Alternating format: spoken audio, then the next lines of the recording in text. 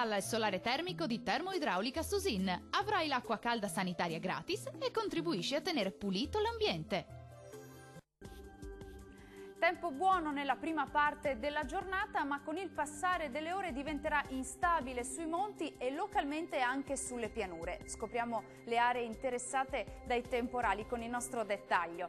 Sul Veneto ampio soleggiamento ovunque, al mattino, nel pomeriggio nubi in aumento sul Bellunese e sui rilievi del nord vicentino, dove saranno possibili anche locali rovesci e temporali. Prosegue il bel tempo soleggiato invece altrove. Temperature massime in aumento molto calde, comprese tra i 30 e i 37 gradi, minime più o meno stazionarie sui 19-23 gradi circa. Andiamo ora a vedere che tempo farà sul Friuli Venezia Giulia. Tempo stabile e soleggiato su gran parte dei settori, un aumento delle nubi è atteso sulle aree alpine, anche con locali rovesci e temporali, però a partire dalla sera.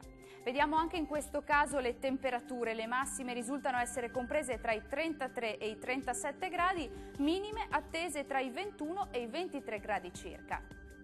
Concludiamo con uno sguardo alla situazione del Trentino Alto Adige. Il tempo anche in questo caso sarà più soleggiato al mattino, ma poi peggiorerà con l'arrivo di rovesci e temporali sparsi in estensione da ovest verso est.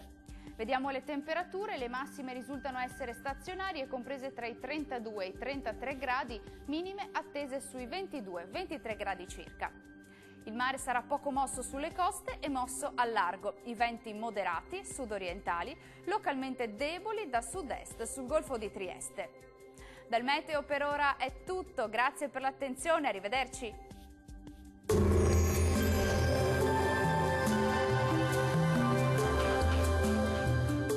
Termoidraulica Susin. Se compri una caldaia, in omaggio il condizionatore. Termoidraulica Susin a 0 branco.